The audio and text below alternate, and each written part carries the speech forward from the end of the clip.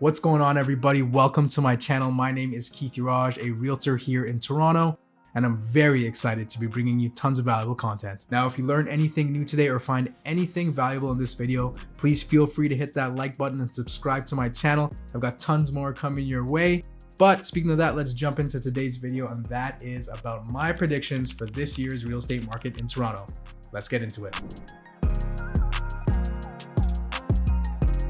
I'm gonna preface with this, and I'm sure you all heard this before, but I'm gonna say it again. There is no crystal ball to tell you exactly what's gonna happen in anything, let alone the real estate market. Would be cool.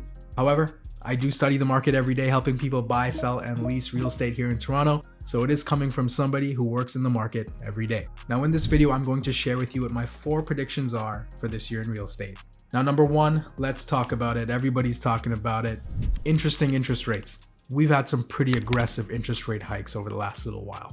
This has impacted affordability heavily when it comes to people getting into the market, getting pre-approved to purchase, people that have existing mortgages that have variable interest rates on those loans, and as well as people who have to renew their mortgages at a much higher rate than what they got it at initially.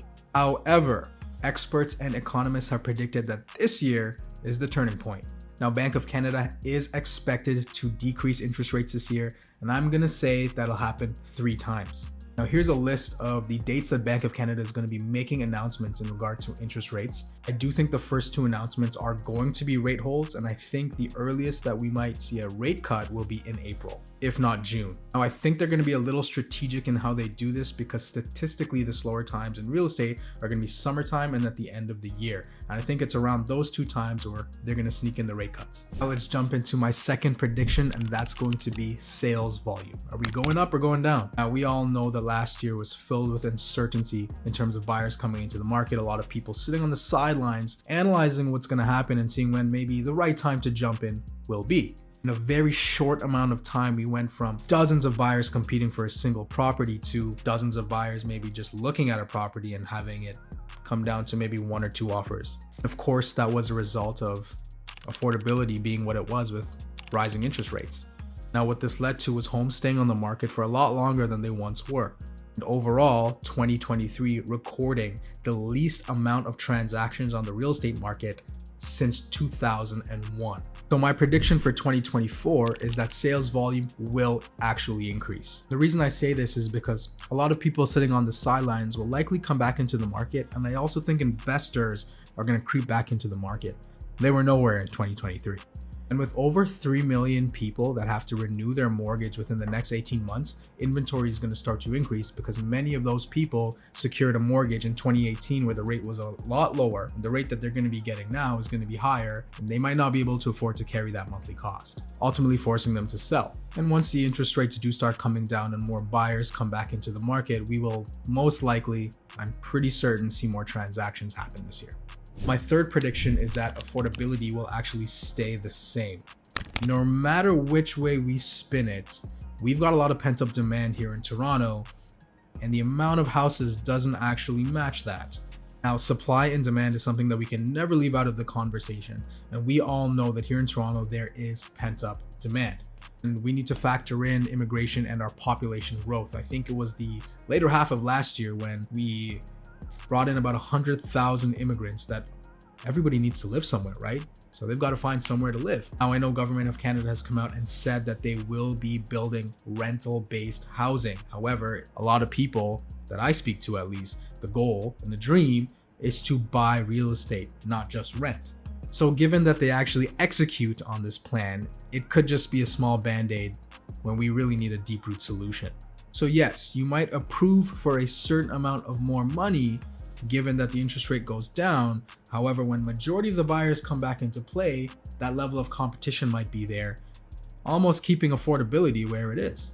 That leads me into my final prediction, and that is that average sales price will indeed increase. Now, experts predict a 3 to 6% increase, and that is in alignment to what I think. I think we're sitting at about a 5% increase for this coming year.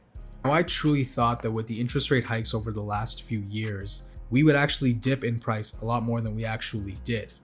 Toronto real estate is strong. I do think that we've hit the bottom.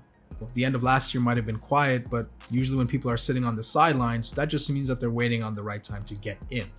Adding demand to anything pushes the price upwards. What does this mean for you? As a buyer, like I said, we've hit the bottom. I don't think it'll really pick up in terms of buyer activity until the coming months pass, but I will say there's a huge benefit right now if you're out there looking. Many of you remember there's been a lot of stories that have been released, a lot of articles that have been released. When all these buyers were competing against one another, they negated certain conditions so that they could be more competitive in their offer process.